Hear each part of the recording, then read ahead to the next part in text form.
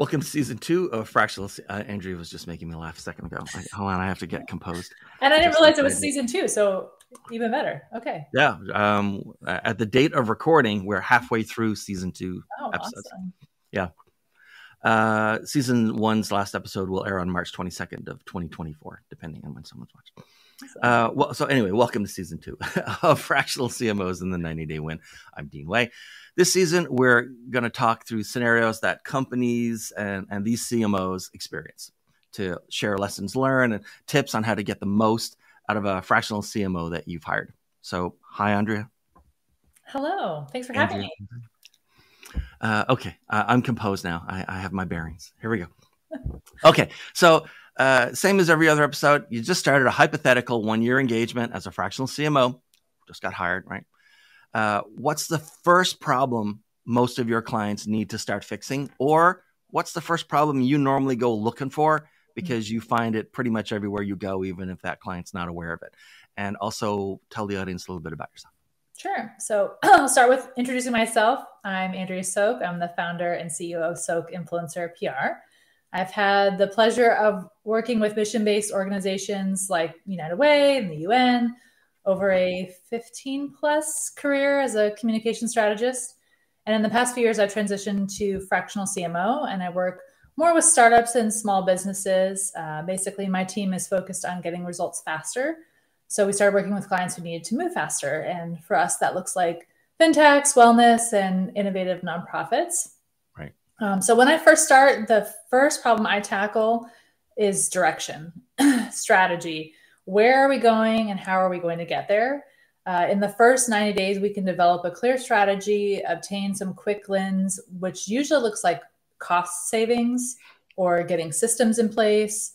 And then I come in and quickly organize their existing efforts, put plans in place, and bring some of those new tactics into play. So we see results right from the start. I could tell you, I don't think many of the guests on this podcast have said that they start off by figuring out a way to reduce the marketing spend. I think coming from a nonprofit background, I'm so used to every dollar counts, right?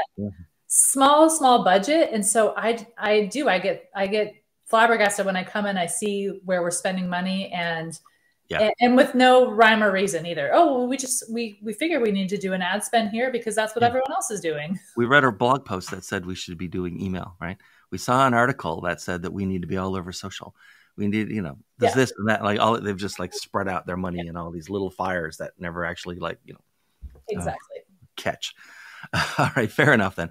So the most common answer when I ask fractional CMOs how the company or the CEO can get the most value out of a fractional CMO, the most common answer they said is don't hide stuff from us, share information. Mm-hmm. Right. We need that. And that's absolutely fair. Besides that, because it's the answer everyone gives, and I'll ask this question, same question both ways. You can choose which way you want to answer it. How can a CEO get the maximum value out of this 1-year CMO they just hired? Or if you like it another way, how do they avoid wasting money on this fractional CMO? So yes, sharing everything, you need to have the full picture. So yes, obviously echo that. I would say show up when you need to. Really, a lot of the times the point of hiring a fractional CMO is that the CEO is doing that work, or I hear that a lot. And they're strapped thin. So the CEO wants to spend their time in other areas of the business. But when we need a decision and we need you to show up and weigh in on something, show up. Don't be distracted or don't delay. I can't tell you how many times I've worked with folks where they're sitting on things and we can't get to the goal in the time we said we're going to get to it if you don't, if you're that roadblock. So show up when you need to, make decisions, and don't hold us back. We want to move and we want to move there quickly. So you don't have to be the reason that marketing's progressing at a great velocity, but you can't be the reason why it isn't progressing. Don't be the roadblock. Velocity. Okay? Yeah. Fair enough. All right. So a different scenario now. A friend of yours or a peer has just become a fractional CMO. They've just landed their first client. Okay. What sort of advice would you pass along to a fractional CMO that's sort of walking into a company where there are already people working in marketing? Let's say junior and mid-level folks. Mm-hmm. There's no leadership, but there's junior and mid-level folks. Like what sort of lesson or two lessons or advice would you give them to, like how to interact and how to, best line up with those folks? The best thing I can say is listen, listen, listen, listen, listen before you move or do anything. You really want to get a true understanding of the team, what they're working on, their skill sets, their ideas. Right. Ultimately, you're all working towards the same goal. But if you come in like a bull in a china shop and start moving things around, you're going to come up against confrontation. So listen first, and that could be the communicator in me, but come in and listen first, take it all in before you decide to do it. You really put any plans in place. All right. So let's flip it around for a second. All right. You're one of those junior or mid-level marketing team folks. You just found out that the company has hired a fractional CMO. You went and Googled fractional CMO because you've never heard of what a fractional. You've certainly never worked under one, right? Okay, now you know what's going on. So, what do you change, or what do you do to, or what changes can you expect to see in your job now that a fractional CMO has been brought in? One, I would say all things for the better. You should expect leadership. You should expect some direction, and you should expect an advocate in your corner. Most of the companies that I work for, the situations that I'm walking into, they've never had anyone in that role before. Right. So they might have a junior marketing person who's doing the execution end of things, but they've never had anyone at that leadership level. So really take this as an opportunity to, one, learn, to advocate for things, use that person as your advocate, be communicative, share what's going on so that CMO can advocate for you and advocate for, the tasks and things that you want to see happen. You shouldn't really see a change in your job, but the workflow would hopefully be smoother. And you should feel more informed. You should have, again, you have that voice from the C-suite who can inform you about the big picture goals, where we're going, and what your role is in helping to get there. And probably at some point, a comfort that you're not just doing that you're doing the right work at the right time. Validation. Right. Validation for sure. Mm-hmm. And that, there's a sort of a guidance and a strategy. It's not just like, let's do this and then not do that. Sort of like at the whim of someone who just read another article about marketing. Yeah, I used to work for an admiral, and he always said, Andrea, know the why. So you're not just doing these things and, so-and-so's doing these things and so-and-so's doing these things. There's a big picture. There is a plan. So let's know the why and understand the why. And that does help. It helps you with clarity and helps you feel better about your job as well. Yeah, I had similar experiences when I was mentoring some. I used to be a software developer and mentoring software developers, and they were sort of like trying to choose companies. And I say, if you're a software developer or you work in IT or you work in any particular field, right? There's a world of difference between, in this case, being a software developer in a company where software development is their business, mm-hmm. and that's how they make their revenue, and being a software developer in a company that does something else, like sell drugs, right? Right. That in one, you're a mechanism for revenue and profit and growth. And in the other, you're a cost. And in some companies, marketing is a cost. And in other companies, marketing is like how we drive the business. Mm-hmm. And there can be a world of difference between, as a team member in working in one versus the other over time. The environment is totally different. Yeah. Okay. So another question, and this one is about maybe personal preference, or maybe you have an opinion on this like overall. And I can tell you, when I workshop these questions at the beginning of every season and get feedback from CMOs and stuff, and no question had as much pushback as this one, in that it split almost cleanly into two camps, and each camp knew that they were right. Okay? Each camp said, Dean, if you ask that question, literally everybody is going to answer A instead of B, or B instead of A. I said, okay, well, if you all disagree, then I've definitely got a good question there. Okay, so here we go, right? Is a fractional engagement better, or do you prefer it when it's a marathon or a sprint? As in, a sprint has a definite like goal and end date, mm-hmm. and we're like, we're pushing and running to get to there and accomplish this thing. Or is it better when it's sort of a enduring, durable drip, X number of days per month or hours per week kind of thing, until some date that no one even knows? Right. Marathon or sprint? What works better, do you think, overall or for you?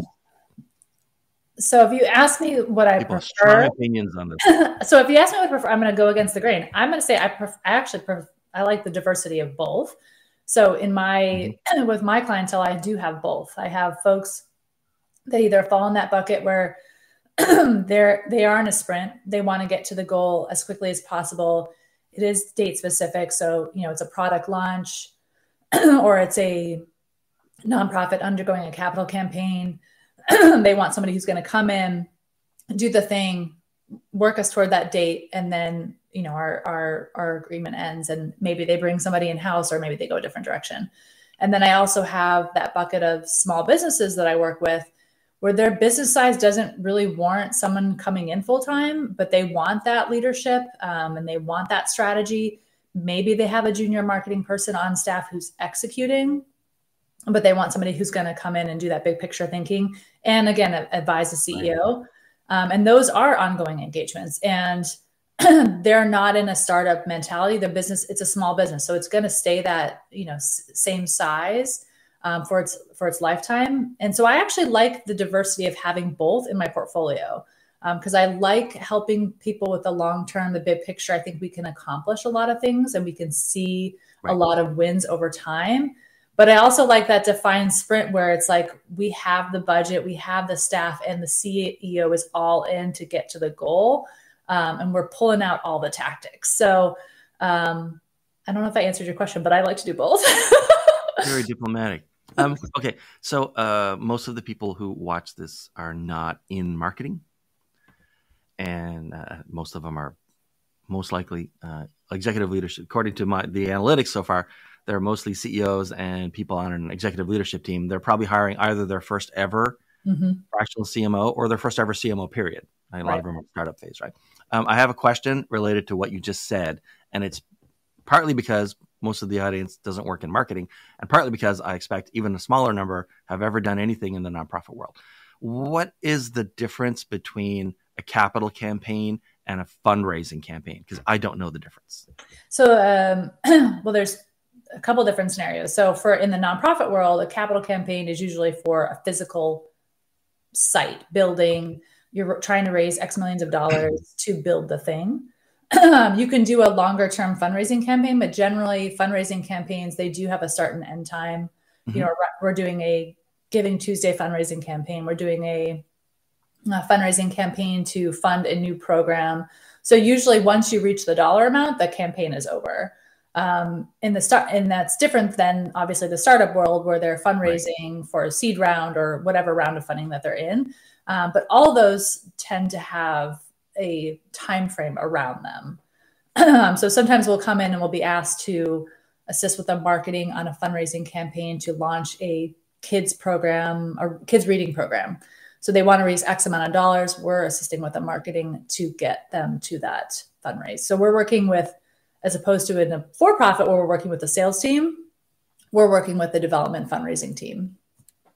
Okay, so a capital campaign is to raise money for an asset?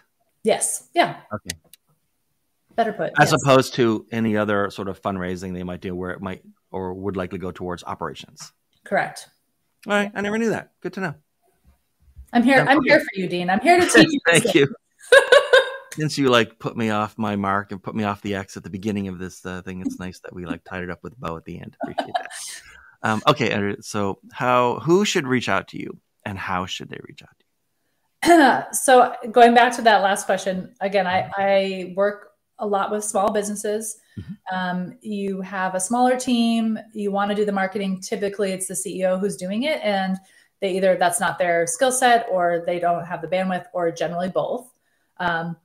So small businesses, and then I would say startups and nonprofits who again have a quick turn. We want to get to point A in this amount of time. We have this amount of budget, and we can come in and organize it and get that done. So those two buckets, they can reach me at my website, sokinfluencerpr.com, find me on LinkedIn, or email me, Andrea at sokinfluencerpr.com.